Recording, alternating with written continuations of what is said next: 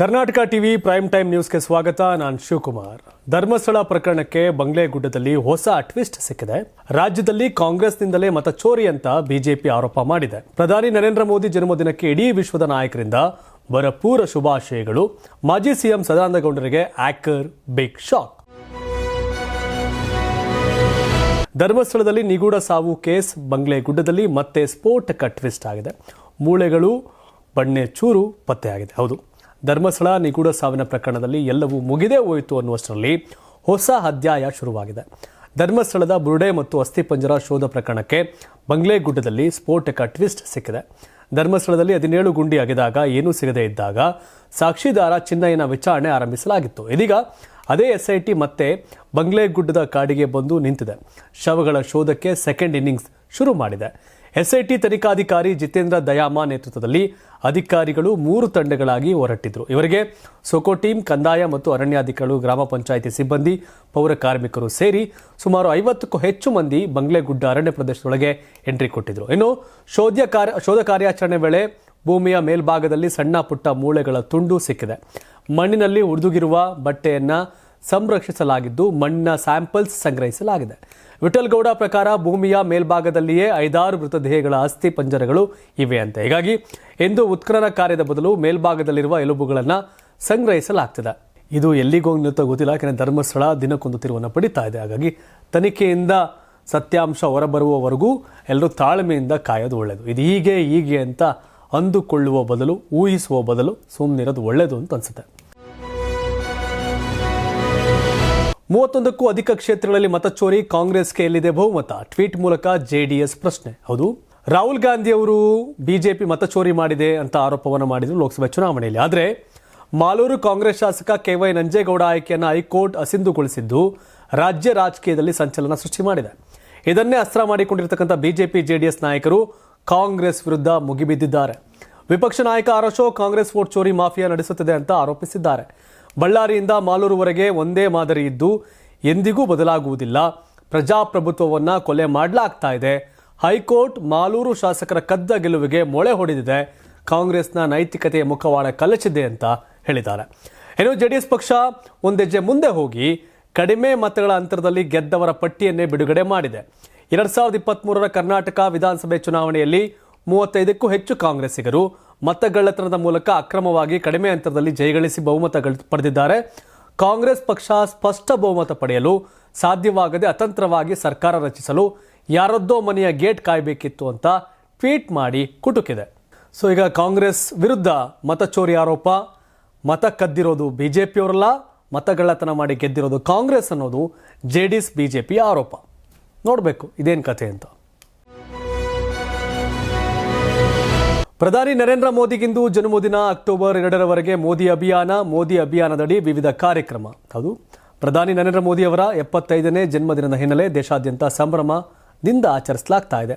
September 17ರಿಂದ October 2ರವರೆಗೆ BJP ನಾಯಕರು ಮೋದಿ ಅಭಿಯಾನವನ್ನು ನಡೆಸಲಿದ್ದಾರೆ. ದೇಶಾದ್ಯಂತ ರಕ್ತದಾನ ಶಿಬಿರ, ಆರೋಗ್ಯ ತಪಾಸಣಾ ಶಿಬಿರ, ಸಾರ್ವಜನಿಕ ಸ್ಥಳಗಳಲ್ಲಿ ಸ್ವಚ್ಛತೆ ಅಭಿಯಾನ, ಒಡಿಶಾದಲ್ಲಿ ಗಿಡ ನೆಡುವ ಅಭಿಯಾನವನ್ನು ಸಹ ಬಿಜೆಪಿ ಸರ್ಕಾರ ಹಮ್ಮಿಕೊಂಡಿದೆ. ಮೋದಿ ಅವರ ಹುಟ್ಟುಹಬ್ಬಕ್ಕೆ ವಿರೋಧ ಪಕ್ಷದ ನಾಯಕ ರಾಹುಲ್ ಗಾಂಧಿ ಕೂಡ ವಿಶ್ ಮಾಡಿದ್ದಾರೆ. ಉತ್ತಮ ಆರೋಗ್ಯವನ್ನು ಹಾರೈಸುತ್ತೇನೆ ಅಂತ ರಾಗ ತಮ್ಮ ಎಕ್ಸ್ನಲ್ಲಿ ಪೋಸ್ಟ್ ಮಾಡಿದ್ದಾರೆ. ಮಾಜಿ ಪ್ರಧಾನಿ HD ದೇವೇಗೌಡರು ಪತ್ರ ಬರೆದು ಶುಭಾಶಯಗಳನ್ನು ಕೋರಿದ್ದಾರೆ. ಕಳೆದ 11 ವರ್ಷಗಳಿಂದ ನಮ್ಮ ದೇಶದ ನೇತೃತ್ವವನ್ನು ತಾವು ವಹಿಸಿದ್ದೀರಿ. ತಮ್ಮ ನಾಯಕತ್ವ ಹಾಗೂ ಕಾರ್ಯವೈಖರಿಯನ್ನು ಭಾರತದ ಜನರು ಒಪ್ಪಿಕೊಂಡಿದ್ದಾರೆ ಅಂತ ಮೆಚ್ಚುಗೆಯನ್ನು ಸೂಚಿಸಿದ್ದಾರೆ. ಜೊತೆಗೆ ನಿಮ್ಮ ದಣಿವರಿಯದ ಸಮರ್ಪಣೆ, ಶಿಸ್ತು ಮತ್ತು ಸಂಕಲ್ಪ ಪ್ರತಿಯೊಬ್ಬ ನಾಗರಿಕನಿಗೂ ದಾರಿದೀಪವಾಗಿದೆ ಹೀಗಂತ HD ಕುಮಾರಸ್ವಾಮಿ ಅವರು ಮೋದಿಗೆ ವಿಶ್ ಮಾಡಿದ್ದಾರೆ. ಜಾಗತಿಕ ನಾಯಕರಾಗಿ ದೇಶದ ಸಂಸ್ಕೃತಿ, ಸ್ವಾಭಿಮಾನ ಶಕ್ತಿಗಳನ್ನು ಎತ್ತಿ ಹಿಡಿದ ದೇಶದ ನಮ್ಮ ಹೆಮ್ಮೆಯ ಪ್ರಧಾನಮಂತ್ರಿ ನರೇಂದ್ರ ಮೋದಿ ಅವರಿಗೆ ಜನ್ಮದಿನದ ಶುಭಾಶಯಗಳು ಅಂತ ಪ್ರಹ್ಲಾದ್ ಜೋಶಿ ಶುಭಾಶಯಗಳನ್ನು ತಿಳಿಸಿದ್ದಾರೆ. ರಾಷ್ಟ್ರಪತಿ ದ್ರೌಪದಿ ಮುರ್ಮು, ರಾಜನಾಥ್ ಸಿಂಗ್, ಕೇಂದ್ರ ಸಚಿವ ನಿತಿನ್ ಗಡ್ಕರಿ, ಆಲಿಯಾ ಭಟ್ ನಟ ಅಮೀರ್ ಖಾನ್, ಅಜಯ್ ದೇವ್ಗನ್, ಮಹೇಶ್ ಬಾಬು, ಶಾರುಖ್ ಖಾನ್ ಮತ್ತು ಸಿನಿಮಾ ಕ್ಷೇತ್ರದ ಇತರ ಪ್ರಮುಖ ವ್ಯಕ್ತಿಗಳು ಪ್ರಧಾನಿ ನರೇಂದ್ರ ಮೋದಿ ಅವರಿಗೆ 75ನೇ ಹುಟ್ಟುಹಬ್ಬದ ಶುಭಾಶಯಗಳನ್ನ ಕೋರಿದರು. ಇನ್ನು 75ನೇ ಹುಟ್ಟುಹಬ್ಬದ ಸಂಭ್ರಮದಲ್ಲಿ ಪ್ರಧಾನಿ ಮೋದಿಗೆ ವಿಶ್ವ ನಾಯಕರು ಸಹ ಶುಭಾಶಯಗಳನ್ನ ಕೋರಿದ್ದಾರೆ. ಹೌದು, ಏನು ಅಮೆರಿಕ ಅಧ್ಯಕ್ಷ ಡೊನಾಲ್ಡ್ ಟ್ರಂಪ್ ಅವರು ನಿನ್ನೆ ರಾತ್ರಿ ಕರೆ ಮಾಡಿ ಶುಭಾಶಯ ತಿಳಿಸಿದ್ದಾರೆ. ರಷ್ಯಾ ಅಧ್ಯಕ್ಷ ವ್ಲಾಡಿಮಿರ್ ಪುಟಿನ್ ಅವರು ಮೋದಿ ವೈಯಕ್ತಿಕ ಕೊಡುಗೆಯನ್ನು ಕೊಂಡಾಡಿದ್ದಾರೆ. ಬ್ರಿಟನ್ ಮಾಜಿ ಪ್ರಧಾನಿ ರಿಷಿ ಸುನಾಕ್ ಅವರು ಮೋದಿ ಹುಟ್ಟುಹಬ್ಬದ ಶುಭಾಶಯಗಳನ್ನು ತಿಳಿಸಿದ್ದಾರೆ. ಇಟಲಿ ಪ್ರಧಾನಿ ಜಾರ್ಜಿಯಾ ಮೆಲೋನಿ ಅವರು ಮೋದಿ ಅವರ ಶಕ್ತಿ ಮತ್ತು ಸದೃಢತೆಗೆ ಪ್ರಶಂಸೆ ವ್ಯಕ್ತಪಡಿಸಿದ್ದಾರೆ. ಭಾರತವನ್ನ ಉಜ್ವಲ ಭವಿಷ್ಯದತ್ತ ಕೊಂಡೊಯ್ಯಲಿ ಅಂತ ಶುಭವನ್ನು ಹಾರೈಸಿದ್ದಾರೆ. ಇಸ್ರೇಲ್ ಪ್ರಧಾನಮಂತ್ರಿ ಬೆಂಜಮಿನ್ ನೆತಾನ್ಯಾಹು ಅವರು ಕೂಡ ಮೋದಿ ಅವರನ್ನ ಆತ್ಮೀಯ ಮಿತ್ರ ಅಂತ ಕರೆದು ಹುಟ್ಟುಹಬ್ಬಕ್ಕೆ ವಿಶ್ ಮಾಡಿದ್ದಾರೆ. ಭಾರತ ಇಸ್ರೇಲ್ ಸ್ನೇಹವನ್ನು ಮತ್ತಷ್ಟು ಎತ್ತರಕ್ಕೆ ಕೊಂಡೊಯ್ಯಲು ಎದುರು ನೋಡುತ್ತಿದ್ದೇನೆ ಅಂತ ವಿಡಿಯೋ ಸಂದೇಶದಲ್ಲಿ ತಿಳಿಸಿದ್ದಾರೆ. ಆಸ್ಟ್ರೇಲಿಯಾದ ಅಲ್ಫನೀಸ್ ಹಾಗೂ ನ್ಯೂಜಿಲೆಂಡ್ನ ಲಕನ್ ಕೂಡ ಮೋದಿ ಅವರ ನಾಯಕತ್ವವನ್ನು ಹೊಗಳಿ ಮೋದಿ ಹುಟ್ಟುಹಬ್ಬಕ್ಕೆ ಶುಭವನ್ನು ಕೋರಿದ್ದಾರೆ. ಕಲ್ಯಾಣ ಕರ್ನಾಟಕಕ್ಕೆ ಲಾಟರಿ, ನೀರಾವರಿ ಯೋಜನೆಗೆ ಬಂಪರ್ 7,000 ಕೋಟಿ ರು ಅನುದಾನ. ಕಲ್ಯಾಣ ಕರ್ನಾಟಕಕ್ಕೆ ಸಿಎಂ ಸಿದ್ದರಾಮಯ್ಯ ಭರ್ಜರಿ ಗಿಫ್ಟ್ ಅನ್ನು ಕೊಟ್ಟಿದ್ದಾರೆ. ನೀರಾವರಿ ಯೋಜನೆಗಳಿಗೆ 7,000 ಕೋಟಿ ರು ಅನುದಾನ ನೀಡುವುದಾಗಿ ಕಲಬುರಗಿಯ ಕಲ್ಯಾಣ ಕರ್ನಾಟಕ ಉತ್ಸವದಲ್ಲಿ ಸಿಎಂ ಘೋಷಣೆ ಮಾಡಿದ್ದಾರೆ. ರಾಜ್ಯದಲ್ಲಿ ಉತ್ತಮ ಮಳೆಯಾದರೂ ಕೆಲವೆಡೆ ಬೆಳೆ ಹಾನಿಯಾಗಿದೆ. ಕಂದಾಯ, ಕೃಷಿ ಹಾಗೂ ತೋಟಗಾರಿಕೆ ಇಲಾಖೆಗಳ ನೇತೃತ್ವದಲ್ಲಿ ಜಂಟಿ ಸಮಿತಿಗೆ ಬೆಳೆ ಹಾನಿ ವರದಿ ತಯಾರಿಸುವಂತೆ ಸೂಚಿಸಲಾಗಿದೆ. ವರದಿ ಬಂದ ನಂತರ ಪರಿಹಾರ ಕ್ರಮ ಕೈಗೊಳ್ಳಲಾಗುವುದು. ವಿಮಾ ಕಂಪನಿಗಳ ಮೂಲಕ ರೈತರಿಗೆ ಪರಿಹಾರ ವಿತರಿಸಲಾಗುವುದು ಅಂತ ಸಿಎಂ ತಿಳಿಸಿದರು. ರಾಷ್ಟ್ರೀಯ ವಿಪತ್ತು ಪರಿಹಾರ ನಿಧಿ ನಿಯಮಾವಳಿಗಳನ್ನು ಪರಿಷ್ಕರಿಸಿ ಹೆಚ್ಚಿನ ಪರಿಹಾರ ನೀಡುವಂತೆ ಕೇಂದ್ರ ಗೃಹ ಸಚಿವ ಅಮಿತ್ ಶಾ ಮತ್ತು ಹಣಕಾಸು ಸಚಿವೆ ನಿರ್ಮಲಾ ಸೀತಾರಾಮನ್ ಅವರಿಗೆ ಮನವಿ ಸಲ್ಲಿಸಿದ್ದೇವೆ. ಆದರೆ ಇದುವರೆಗೂ ಯಾವುದೇ ಪ್ರತಿಕ್ರಿಯೆ ಬಂದಿಲ್ಲ ಅಂತ ಸಿಎಂ ಸಿದ್ದರಾಮಯ್ಯ ಬೇಸರವನ್ನ ವ್ಯಕ್ತಪಡಿಸಿದ್ದಾರೆ. ದಲಿತ ಮಹಿಳೆಗೆ ಅವಮಾನ ಆರೋಪ. ಶಾಸಕ ಯತ್ನಾಳ್ ವಿರುದ್ಧ 72ನೇ ಎಫ್ಐಆರ್. ಹೇಳಿಕೆ ತಿರುಚಲಾಗಿದೆ ಎಂದ ಯತ್ನಾಳ್. ಶಾಸಕ ಬಸನಗೌಡ ಪಾಟೀಲ್ ಯತ್ನಾಳ್ ವಿರುದ್ಧ 72ನೇ ಎಫ್ಐಆರ್ ದಾಖಲಾಗಿದೆ. ದಲಿತ ಮಹಿಳೆಯರ ಬಗ್ಗೆ ಅವಹೇಳನಕಾರಿಯಾಗಿ ಮಾತನಾಡಿದ್ದಾರೆ ಅಂತ ಆರೋಪಿಸಲಾಗಿದೆ. ಕೊಪ್ಪಳ ದಲಿತ ಸಂಘಟನೆಯ ಮುಖಂಡ ಮಲ್ಲಿಕಾರ್ಜುನ್ ಪೂಜಾರ ದೂರು ನೀಡಿದ್ದು ನಗರ ಠಾಣೆಯಲ್ಲಿ ಜಾತಿ ನಿಂದನೆ ಪ್ರಕರಣ ದಾಖಲಾಗಿದೆ. ಸೆಪ್ಟೆಂಬರ್ 15ರಂದು ಮಾಧ್ಯಮಗಳ ಎದುರು ದಸರಾ ಉದ್ಘಾಟಕರ ವಿಚಾರವಾಗಿ ಯತ್ನಾಳ್ ಮಾತನಾಡ್ತಿದ್ರು. ಆ ವೇಳೆ ದಲಿತ ಮಹಿಳೆಯರಿಗೆ ಅಗೌರವ ರೀತಿಯಲ್ಲಿ ಮಾತನಾಡಿದ್ದಾರೆ ಅಂತ ದೂರಿನಲ್ಲಿ ಉಲ್ಲೇಖಿಸಿದ್ದಾರೆ. ವಿಡಿಯೋ ಆಧಾರದಲ್ಲಿ ಯತ್ನಾಳ್ ವಿರುದ್ಧ SC/ST ಜಾತಿ ನಿಂದನೆ ಕಾಯ್ದೆಯಡಿ ಪ್ರಕರಣ ದಾಖಲಿಸಬೇಕು ಅಂತ ಉಲ್ಲೇಖಿಸಿದ್ದಾರೆ. ಎಫ್ಐಆರ್ ವಿಚಾರಕ್ಕೆ ಟ್ವೀಟ್ ಮೂಲಕ ಯತ್ನಾಳ್ ಆಕ್ರೋಶ ವ್ಯಕ್ತಪಡಿಸಿದ್ದಾರೆ. ನಾನು ಸ್ಪಷ್ಟವಾಗಿ ಹೇಳಿದ್ದು, ಸಾಮಾನ್ಯ ದಲಿತ ಮಹಿಳೆಯರಿಗೂ ದಸರಾ ಉದ್ಘಾಟನೆ ಮಾಡುವ ಹಕ್ಕು ಇದೆ. ಆದರೆ ಬಾನು ಮುಷ್ತಾಕ್ ಅವರಿಗೆ ಆ ಹಕ್ಕು ಇಲ್ಲ. ಕೆಲವು ಅತೃಪ್ತ ಆತ್ಮಗಳು ನನ್ನನ್ನು ಕುಗ್ಗಿಸಲು ಕನಸು ಕಾಣುತ್ತಿರುವುದರಿಂದ ಇಂತಹ ಕುಯುಕ್ತಿಗಳಿಗೆ ಮೊರೆ ಹೋಗಿದ್ದಾರೆ. ಆದರೆ ಅವರಿಗೆ ಸರಿಯಾದ ಉತ್ತರವನ್ನು ರಾಜ್ಯದ ಜನತೆ ನೀಡಲಿದ್ದಾರೆ ಅಂತ ಯತ್ನಾಳ್ ತಿಳಿಸಿದ್ದಾರೆ. ಯತ್ನಾಳ್ ದಲಿತ ಮಹಿಳೆಗೆ ಅಪಮಾನ ಮಾಡಿದರೆ FIR ಹಾಕಿರೋದು ಕರೆಕ್ಟು. ಅವರು ಸಾಮಾನ್ಯ ದಲಿತ ಮಹಿಳೆಗೂ ಕೂಡ ದಸರಾ ಉದ್ಘಾಟಿಸುವ ಹಕ್ಕಿದೆ, ಆದರೆ ಬಾನು ಮುಷ್ತಾಕ್ ಇಲ್ಲ ಅಂತ ಹೇಳಿದರೆ ಅಲ್ಲಿ ದಲಿತ ಮಹಿಳೆಗೆ ಅಪಮಾನದ ವಿಷಯನೇ ಬರಲ್ಲ. ಹಾಗೆಲ್ಲ ತಿರುಚಿದ್ರೆ ವಾಪಸ್ ಅವ್ರಿಗೆ ಒಡೆಯುತ್ತೆ. ಕಾನೂನು ಬಹಳ ಸ್ಟ್ರಾಂಗ್ ಇದೆ. ಮಾಜಿ ಸಿಎಂ DVSಗೂ ಹ್ಯಾಕರ್ ಶಾಕ್. ಲಕ್ಷ ಕದ್ದ ಸೈಬರ್ ಕದೀಮರು. 3 ಬ್ಯಾಂಕ್ ಖಾತೆಗಳಿಂದ 3 ಲಕ್ಷ ಚೋರಿ. ಇತ್ತೀಚೆಗಷ್ಟೇ ರಿಯಲ್ ಸ್ಟಾರ್ ಉಪೇಂದ್ರ ಫ್ಯಾಮಿಲಿ ಹ್ಯಾಕರ್ಗಳ ಬಲೆಗೆ ಬಿದ್ದಿತ್ತು. ಉಪ್ಪಿ ಕುಟುಂಬ ಸೈಬರ್ ಪೊಲೀಸರಿಗೆ ದೂರು ಕೊಟ್ಟು ಎಲ್ಲರೂ ಹುಷಾರಾಗಿರಿ ಅಂತ ಮನವಿ ಮಾಡಿದ್ರು. ಬುದ್ಧಿವಂತ ನಟನ ಮೊಬೈಲ್ ಹ್ಯಾಕ್ ಆದ ಬೆನ್ನಲ್ಲೇ ರಾಜ್ಯದ ಮಾಜಿ ಸಿಎಂ ಬ್ಯಾಂಕ್ ಖಾತೆಗೂ ಹ್ಯಾಕರ್ಸ್ ಕನ್ನ ಹಾಕಿದ್ದಾರೆ. DV ಸದಾನಂದ ಗೌಡರ 3 ಬ್ಯಾಂಕ್ ಖಾತೆಗಳಿಗೆ ಸೈಬರ್ ಕದೀಮರು ಕನ್ನ ಹಾಕಿ ಲಕ್ಷಗಟ್ಟಲೆ ಹಣ ದೋಚಿದ್ದಾರೆ. ಹ್ಯಾಕರ್ಗಳ ಅವಳಿ ಬಗ್ಗೆ ಖುದ್ದು DVS ಸದಾನಂದ ಗೌಡರೇ ಮಾಧ್ಯಮಗಳ ಮುಂದೆ ಮಾತನಾಡಿದ್ದಾರೆ. ಪ್ರಧಾನಿ ನರೇಂದ್ರ ಮೋದಿ ಅವರ 75ನೇ ಜನ್ಮದಿನಾಚರಣೆಯಲ್ಲಿ ಅವರು ಭಾಗಿಯಾಗಿದ್ದರು. ಈ ವೇಳೆ ಮಾತನಾಡಿದ ಅವರು, ನಿನ್ನೆ ನನ್ನ 3 ಅಕೌಂಟ್ ಹ್ಯಾಕ್ ಮಾಡಿದ್ದಾರೆ. ಅದರಲ್ಲಿದ್ದ ತಲಾ 1 ಲಕ್ಷ ಹಣವನ್ನು ಎಗರಿಸಿದ್ದಾರೆ. ಸುಮಾರು 3 ಲಕ್ಷ ರು ಹಣ ಹೋಗಿದೆ ಅಂತ ತಿಳಿಸಿದ್ದಾರೆ. HDFC, SBI, ಆಕ್ಸಿಸ್ ಬ್ಯಾಂಕಿನ ಖಾತೆಯಲ್ಲಿದ್ದ ಹಣ ಕಳ್ಳತನವಾಗಿದೆ. UPI ಮೂಲಕ ಹ್ಯಾಕ್ ಮಾಡಿ ಹಣ ಕಳ್ಳತನ ಮಾಡಿದ್ದು ಸೈಬರ್ ಕ್ರೈಮ್ಗೆ ದೂರು ನೀಡುತ್ತೇನೆ ಅಂತ DVS ತಿಳಿಸಿದ್ದಾರೆ. ಬುದ್ಧಿವಂತ ನಾಯಕರೆಲ್ಲ ಹಿಂಗೆ ಯಾಮಾರ್ಬಿಟ್ರೆ ಹೆಂಗೆ? ಬಟ್ ಹ್ಯಾಕರ್ಸ್ ಎಡೆಮುರಿ ಕಟ್ಟಬೇಕು. ಡಿಜಿಟಲ್ ಇಂಡಿಯಾ ಈಗ ಹ್ಯಾಕರ್ಸ್ ಇಂಡಿಯಾ ಆಗ್ಬಿಡ್ತಿದೆ. ಬಟ್ ಇದಕ್ಕೆ ಎಚ್ಚೆತ್ತುಕೊಂಡು ಸರ್ಕಾರ, ಪೊಲೀಸರು ಕ್ರಮವನ್ನು ಕೈಗೊಳ್ಳಬೇಕು. ಎಲ್ಲರೂ ಹುಷಾರಾಗಿರಿ. SBI ಬ್ಯಾಂಕ್ನಲ್ಲಿ 8 ಕೋಟಿ ನಗದು ದರೋಡೆ. ಮಿಲಿಟರಿ ಸಮವಸ್ತ್ರದಲ್ಲಿ ಬ್ಯಾಂಕ್ ದರೋಡೆ. ದುಷ್ಕರ್ಮಿಗಳ ಪತ್ತೆಗೆ 8 ತನಿಖಾ ತಂಡ ರಚನೆ. ವಿಜಯಪುರ ಜಿಲ್ಲೆಯ ಚಡಚಣದ SBI ಬ್ಯಾಂಕ್ನಲ್ಲಿ ಭಾರೀ ದರೋಡೆ ನಡೆದು ಜನರಲ್ಲಿ ಆತಂಕ ಉಂಟಾಗಿದೆ. ಬರೋಬ್ಬರಿ 8 ಕೋಟಿ ನಗದು ಮತ್ತು 50 ಕೆಜಿಗೂ ಹೆಚ್ಚು ಚಿನ್ನ ದೋಚಲ್ಪಟ್ಟಿದೆ. ಸಂಜೆ 6:30 ಸುಮಾರಿಗೆ ಪಿಸ್ತೂಲ್ ಮತ್ತು ಮಾರಕಾಸ್ತ್ರಗಳೊಂದಿಗೆ ಬಂದ 5ಕ್ಕೂ ಹೆಚ್ಚು ಮುಸುಕುದಾರಿ ದರೋಡೆಕೋರರು ಬ್ಯಾಂಕ್ಗೆ ನುಗ್ಗಿ ಮಿಲಿಟರಿ ಮಾದರಿಯ ಸಮವಸ್ತ್ರ ಧರಿಸಿ ಸಿಬ್ಬಂದಿಯನ್ನು ಎದುರಿಸಿದ್ದಾರೆ.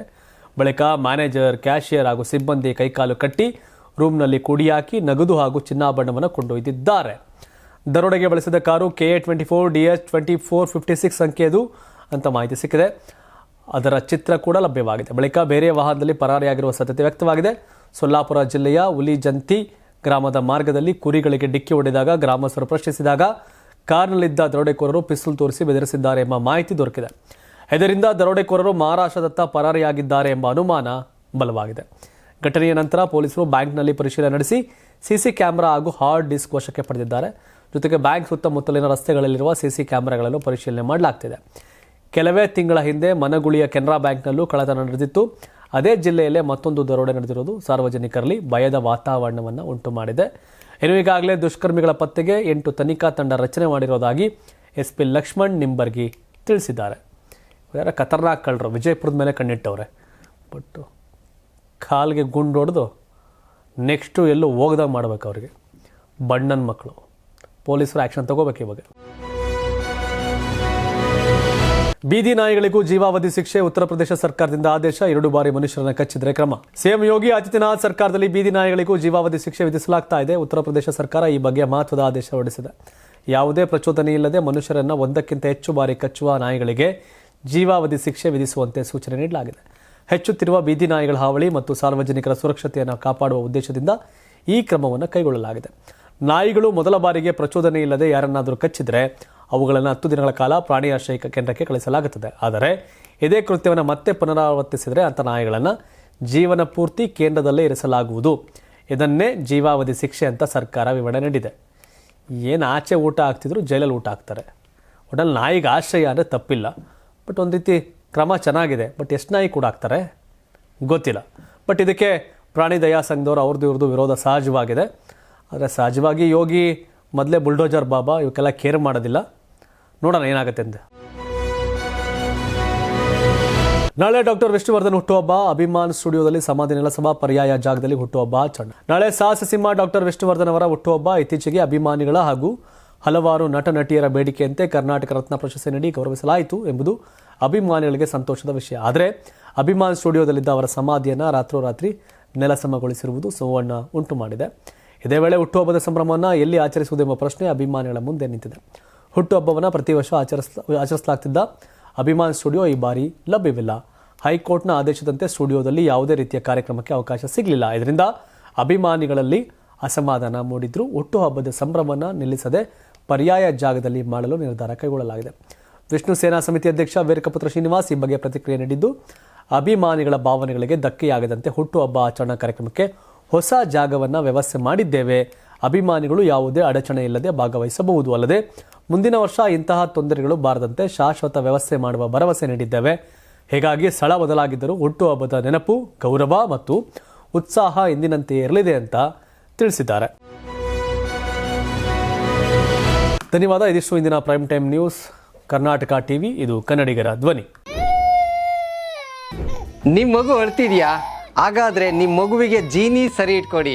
ಯಾಕಂದ್ರೆ ಜೀನಿ ಸರಿ ಇಟ್ಟು ನಿಮ್ಮ ಮಗುವಿಗೆ 100% ಸರಿಯಾದ ಆಹಾರ. ನಿಮ್ಮ ಮಗು ನೆಮ್ಮದಿಯಾಗಿ ನಿದ್ದೆ ಮಾಡಬೇಕಾ, ದಷ್ಟಪುಷ್ಟವಾಗಿ ಬೆಳಿಬೇಕಾ? ಹಾಗಾದ್ರೆ ಜೀನಿ ಸರಿ ಇಟ್ಟು ಕೊಡಿ. ಎಲ್ಲಾ ಮೆಡಿಕಲ್ ಶಾಪ್ಗಳು, ದಿನಸಿ ಅಂಗಡಿಗಳು, ಸೂಪರ್ ಮಾರ್ಕೆಟ್ಗಳಲ್ಲಿ ಲಭ್ಯ. Karibasaveshwara agri India private limited ರವರ ನಂಬರ್ 1 ಸ್ಪ್ರಿಂಕ್ಲರ್ ಪೈಪ್. ನಾನು 86 kg ಇದ್ದವಳು 71 kg ಬಂದಿದ್ದೀನಿ. ವಯಸ್ಸಾದ್ಮೇಲೆ ಸ್ಮಾರ್ಟ್ ಆಗಿ ಕಾಣ್ತೀರಾ ಅಂದ್ರೆ ಜಿನ್ನಿ. 126 kg ವೇಟ್ ಇದ್ದು ನಾವು ಈಗ 114 kg ಲೆಕ್ಕ ಬಂದಿದ್ದೀವಿ. ಯಾವುದೇ ಸೈಡ್ ಎಫೆಕ್ಟ್ ಆಗಿಲ್ಲ. 84 ರಿಂದ 50 kg ಬಂದೆ. ಆಮೇಲೆ ಸಣ್ಣಗೆ ಫಿಟ್ ಆಗಿದ್ದೀನಿ. ಅದಕ್ಕೆ ನಾನು ಯೂಸ್ ಮಾಡ್ತಾ ಇರೋದು ಜೀನಿ ಸ್ಲಿಮ್. 84 ರಿಂದ 50 kg ಬಂದೆ. ಆಮೇಲೆ ಸಣ್ಣಗೆ ಫಿಟ್ ಆಗಿದ್ದೀನಿ. ಅದಕ್ಕೆ ನಾನು ಯೂಸ್ ಮಾಡ್ತಾ ಇರೋದು ಜೀನಿ ಸ್ಲಿಮ್. ಸಣ್ಣ ಆಗಕ್ಕೆ ಜೀನಿ ಸ್ಲಿಮ್ ಯೂಸ್ ಮಾಡದೆ ಹೆಲ್ದಿನೂ ಅದೇ. ನೀವು ಸಣ್ಣ ಆಗ್ಬೇಕಾ, ಹೆಲ್ದಿ ಆಗ್ಬೇಕಾ? ಹಾಗಿದ್ರೆ ಜೀನಿ ಸ್ಲಿಮ್ ಯೂಸ್ ಮಾಡಿ. ಸಣ್ಣ ಆಗೋದಕ್ಕೆ ಯಾವುದೋ ಪ್ರಾಡಕ್ಟ್ ಹೇಳ್ತಾ ಇದ್ದಾಳೆ, ಏನಾದರೂ ಸೈಡ್ ಎಫೆಕ್ಟ್ಸ್ ಇದೆ ಅಂತ ಯೋಚನೆ ಮಾಡ್ತಾ ಇದ್ದೀರಾ? ಖಂಡಿತ ಇಲ್ಲ. ಯಾಕಂದ್ರೆ ಇದು ಕೆಮಿಕಲ್ ಫ್ರೀ. ಸಣ್ಣ ಆಗಬೇಕು ಅಂದರೆ ಜೀನಿ ಸ್ಲಿಮ್ ಯೂಸ್ ಮಾಡಿ. ಹೆಚ್ಚಿನ ಮಾಹಿತಿಗೆ ಕೆಳಗೆ ಡಿಸ್ಪ್ಲೇ ಆಗ್ತಿರೋ ನಂಬರ್ಗೆ ಕಾಲ್ ಮಾಡಿ.